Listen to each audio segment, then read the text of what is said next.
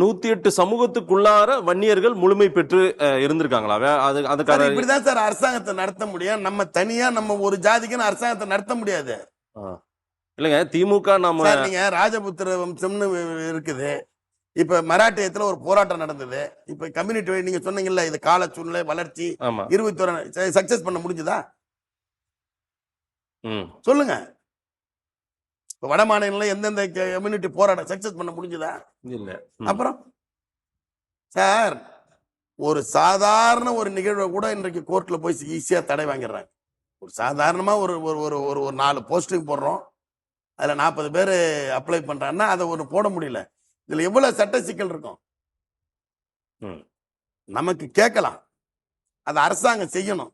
அந்த அரசாங்கத்துக்கிட்ட நாம அதை கேட்டு பெறணும். புரியுதுங்களா நான் சொல்றது?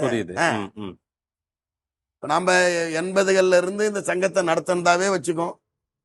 அவரே டாக்டர் ஐயாவே தயார் பண்ணதா வச்சுக்கோம். கூட சா சுப்பிரமணியம் இருந்தாரு, நடராஜன் ஐயா இருந்தாரு, CN ராமமூர்த்தி இருந்தாரு, பூத்தா இளங்கோவன் இருந்தாரு, அப்புறம் தீரன் ஐயா தலைவரா வந்தாரு. அப்புறம் எவ்வளவு பேர் மனமாச்சரியமா போனாங்க, திரும்ப வந்தாங்க, இருக்காங்க. இப்ப பூத்தா இளங்கோவன் எங்க கிட்டே இருக்காரு. இதெல்லாம் அரசியல் கிடையாது, இதெல்லாம் மனமாச்சரியங்கள். அரசியல்லாம் சகஜம். நீங்க சொன்ன மாதிரி வரலாறு அதுவும் தெரியணும்ல. வன்னியர் சமூகத்துக்கு முதல் திராவிடர் முன்னேற்ற கழகத்தின் ஆட்சியில தான் மந்திரி கொடுத்தாங்க, வேளாண்மை துறை அமைச்சர். சரி. அப்புறம் அதிமுகவில் பண்ருட்டியா இருந்தார். அப்புறம் 2 மந்திரி யார் கொடுத்தது? திமுக.